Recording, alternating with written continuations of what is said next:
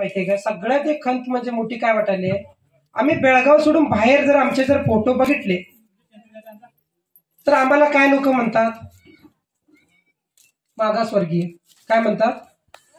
मागासवर्गीय. आणि बरेच काय काहीतरी हे करतात, आम्हाला चिडवतात आम्हाला की बाबा ती लोक कशी राहतात बघा, ती लोक कशी राहतात बघा. मी हे सांगायचं तुम्हाला कारण काय आहे, मी पण इथं राहणारा माणूस आहे, तुमच्यामध्ये राहणारा माणूस आहे. मी पण असल्या गोरगरिबांच्या घरामध्ये जन्माला आलो आणि तिथंच मी हे करतोय. मी कुठल्या नेत्याकडनं मला बघितलंय कधी, कुठल्या नेत्याकडनं मी फिरलेला बघितलाय? शेतकऱ्यांकडनं बसून चाय पिणारा माणूस मी आहे. कुठल्या पण हॉटेलमध्ये आले शेतकरी, त्यांच्याकडनं बसून. पण आम्ही आमची आबरू का घालायची बाबा?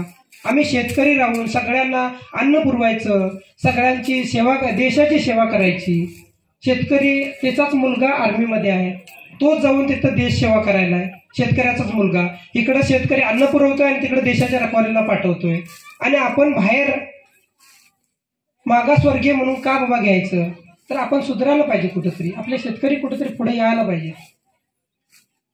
बाकी तुमची मर्जी बघा, मी जेवढं सांगितलोय तुम्हाला जर वाटत असेल तेवढं ठीक आहे, नसेल तर बाकी तुमची मर्जी जे आहे तुमच्याकडून तुमचे निर्णय घेऊ शकताय. आणि आमच्याकडे कधी कामं राहिली तर या बिंदास कुठल्या हॉस्पिटलमध्ये कुठं राहू देत, काय असू देत.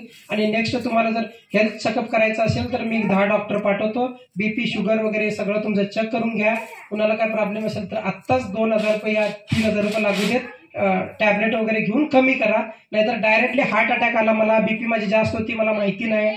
त्याच्यानंतर शुगरवाल्या पेशंटला काय करतात की डायरेक्ट नॉर्मल सलाईन चढवतात. नॉर्मल सलाईन चढवायचं नाही आहे शुगरवाल्या पेशंटला. मग हे त्याला लोकलवाल्या जो फिरणाऱ्याला डॉक्टरला माहिती नसतंय.